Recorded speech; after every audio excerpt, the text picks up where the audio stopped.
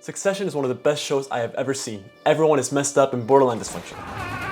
Actually, not borderline. They're dysfunctional. There's no getting around that. They don't know how to function in society. Will you stop? But they do know how to run a successful business. Sort of, actually. They're kind of running it into the ground. The Roy family run a media and entertainment conglomerate so large it would make Scrooge McDuck jealous. And yes, like I said, everyone is psychotic. But there's things to learn. Mostly on what not to do, but regardless, here are the 7 business lessons you need to learn from Succession. Spoilers up to season 3 ahead. Number 1, good leadership is essential. Honestly, this is the whole show. The whole thing revolves around the character's ability or lack thereof to be good and competent leaders. What does that look like? Having integrity, self-awareness, courage, respect, empathy, gratitude.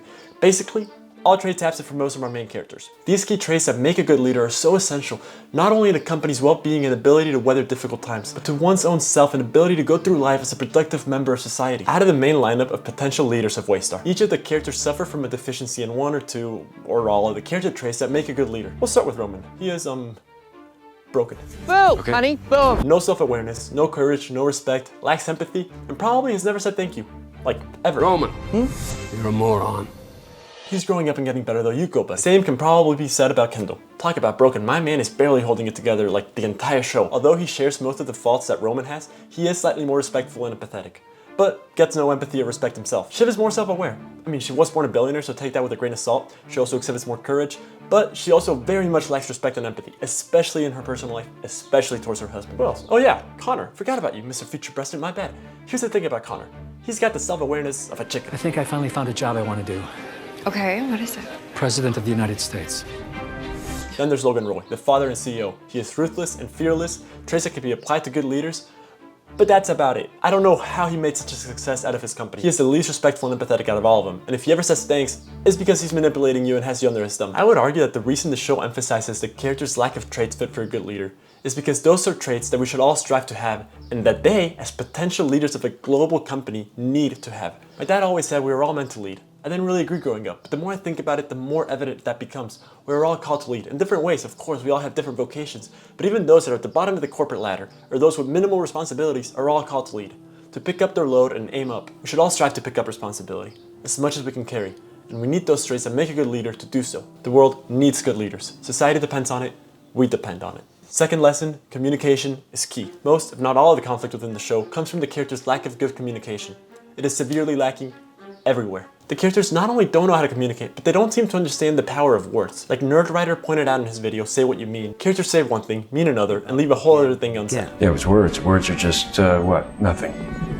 Complicated airflow. We see this unalignment between their words and actions everywhere, from Logan's seemingly unending manipulation of his children, telling each of them at different points that he wants them to take over the company. And what I've decided I'd like to do is to formally ask you to come in and be the next chief executive of this company. Are we actually having this conversation? Yes, we're actually having this conversation. You want to do it? Yes. Each time ripping it out from under them as soon as they get their guards down. Oh, for sake, Dad, just tell him it's gonna be me. It's been discussed, but I don't think we're quite at the point. To the kids attempting to put up a face of competence. The issue of communication extends much deeper than their unwillingness to speak the truth, something which we will come back to later. The show also highlights their incompetence in, well, speaking. Yes, if it is to be said. I'm sorry? If it is to be said, so it is. Are you all right? Yes. I merely wish to answer in the affirmative fashion. You can speak to us normally. Okay. No, thank you, sir. So I shall. Now, it may seem funny to see this in the show. The problem is that it applies to us too. We don't know how to communicate, especially our generation, especially right now. There's several problems that are tied with this. One, we don't want or like to encounter ideas we don't agree with. This, or we simply don't want to have hard conversations. And two, we actually don't know how to have them. We barely know how to talk, to articulate and express our thoughts. I struggle with this, and although YouTube is good practice, it takes me forever to write and film these videos to my sanity. We struggle actually saying words and tying them to a sentence and having that sentence be a part of a bigger thought and theme we are trying to get across. It's hard. Our phones ruined us and Twitter isn't helping, which is ironic since they were supposed to help us communicate. But we suck at it, and this lack of communication, this lack of good productive debate causes more division and leads to aggression and violence. Maybe we were just not taught how to think, to have our own original thoughts. AI certainly won't help with this because why try to analyze something for ourselves if we can have the computer do it for us faster with no effort. I don't dislike AI, I think it's great, it's going to help in more ways than we can fathom. But I do see the deterioration of our ability to think, analyze, and communicate being severely compounded with the increase of AI. We also don't know how to express our feelings, which is weird because it seems like that's all we do. But we do struggle to understand what we feel, why we feel it, analyze it, and express it to the right people at the right time. In the show, this is especially seen after Kendall's accident. He is left, quite understandably, unable to cope. He cannot bring himself to speak about it, to communicate his grief, his guilt, his pain. All right. You want to tell me why? Come here. Give me a hug. Come here. For a hug? You okay? Even when he tries to talk about it to his mom, to the one person who we should all hope to be able to confide in, our mother, he gets shut down as she avoids having the conversation. Mom. I have some things I'd like to talk about. Do you think maybe we can talk? Sure, absolutely. Go ahead, but yeah. But are they quite difficult things? Because, you know, a bit tired for home truths. These adult kids have been left so stunted by their parents, they can't even talk amongst themselves. Is there a thing where we, like, talk to each other about stuff normally? You want to talk to each other normally? Okay. Talk about the big shit? Yeah, we can talk about the big shit. We can talk about our feelings. And that's the reason why this scene is so satisfying. You finally see them have each other's back, in their own way. Oh, whatever, you're fine. Clear communication is critical. It just is, in business and in life, to resolve conflicts and achieve common goals. Succession shows how this lack of communication can lead to misunderstandings, mistrusts, and failure. Number 3, very related to the previous rule, is this. The truth is sacred. Always. When we treat words, again, simply like complicated airflow, we start to separate ourselves more and more from the truth. We distance ourselves from it to the point where we not only misjudge its importance, but we stop recognizing it. The characters lie about everything, and it starts at the top. Logan to his children. Can I even make contact? I don't... Because that's not something I do. Logan just to everyone. Kind of a superpower, isn't it? If you can lie to someone like that, to their face. I mean, I know you're lying, but I still find you very plausible and appealing. This, of course, permeates throughout. Shiv to her husband, Tom right back at Shiv with his betrayal at the end of season 3. This whole fight with the truth and the character's inability to speak it circulates around the biggest plot point in the show, the cruise scandal. The whole thing is a war on truth, and one lie always leads to another. The higher-ups silencing the victims, Tom later having to send Greg to erase the evidence, Greg lying to Tom about it, the company only worried about optics. How does it look to the media, the people? How does it affect their stock price? The truth just gets buried in. Even when it comes to who's gonna take the blame, it's all a show, an act. They're concerned what will look the best, not who is the person blamed and who should actually get held accountable. And this isn't to relieve the others of their responsibility in the matter. Turning a blind eye is just as bad as straight up lying. We have to take responsibility because we knew. Succession is able to demonstrate the deterioration that happens when small and not so small lies start to pile up, and all the crap they wish to bury inevitably comes rising to the surface.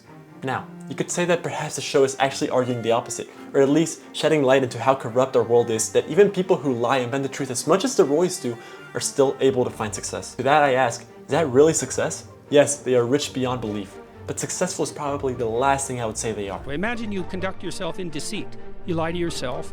You manipulate other people to get what you want. That's a form of lie. It's instrumental manipulation. It's psychopathic, Machiavellian. I mean, there's a lot of people in business that do lie and manipulate, and that's how they become successful. No. And I'm not saying they should. I also don't think they become successful. You don't think that there's a lot of successful No, I think they people? drive around in their like $60,000 Corvettes and their flashy blonde thinking about when they're going to cut their throat. I didn't say that people don't engage in deception. I said that they do not become successful by engaging in deception. That doesn't mean they don't make a lot of money. But don't you think that there's many examples of quote-unquote successful dictators today? No. You don't think so? You don't think no, Kim Jong-un? I don't think they're successful. You don't think Kim Jong-un is a successful dictator? Only if you think that ruling over hell constitutes success. Kim Jong-un, fine. Yes, he's a ruler. What's his domain? Hell. You're a psychopath, you're successful, you're ruling over hell. I see what you're saying. So not successful in that he doesn't engage in love and camaraderie, and he doesn't have a full full and balanced life. Yeah, but he's got lots of money. He's got lots of money and he's terrified power. people into kowtowing to him. Good, Yes. you want that?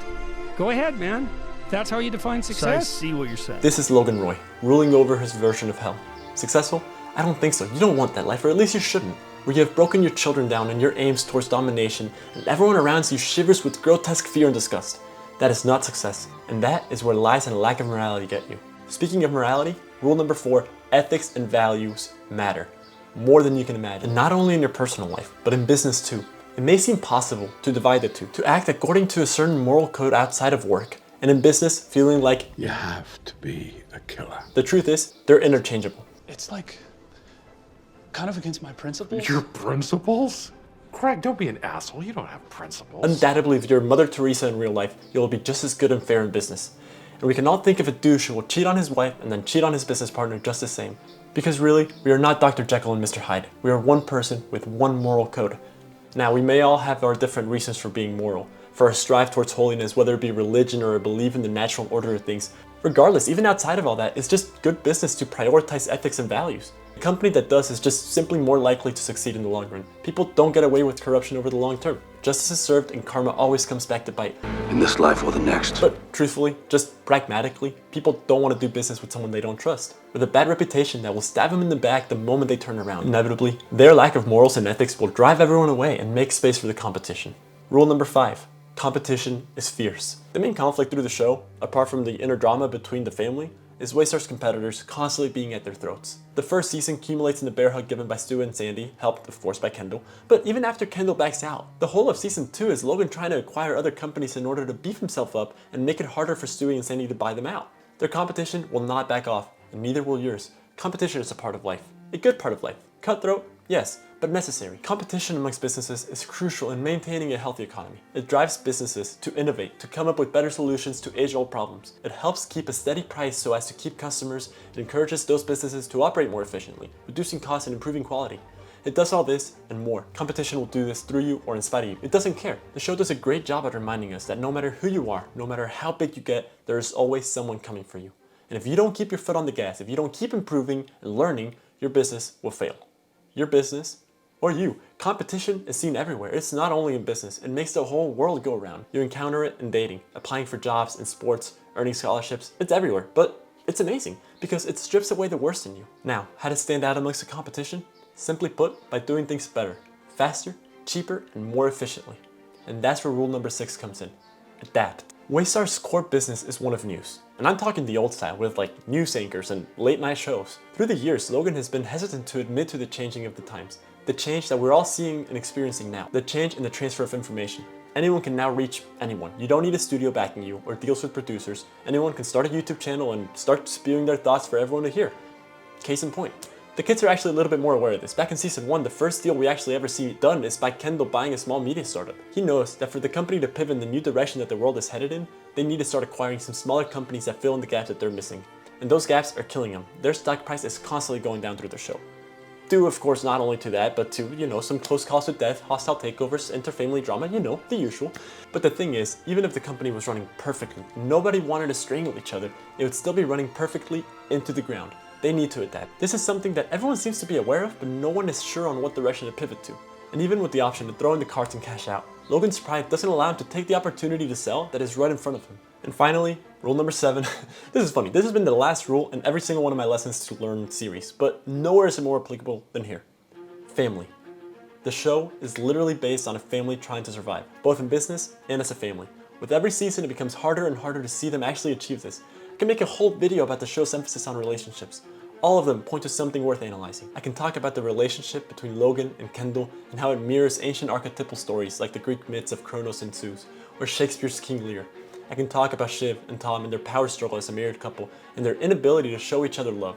Real love, marital love. Their inability to respect, love, and sacrifice for the other. I may not love you, but I do love you. Bang! You're not good enough for me. I can delve into Roman and Kendall's brotherly Cain and Abel type feud, a feud stirred by their father. A feud in which Roman, due to feeling like his work, his sacrifice, his offerings are not up to his father's standards, is constantly lashing out at Kendall. What are you waiting for? A kiss? F*** off.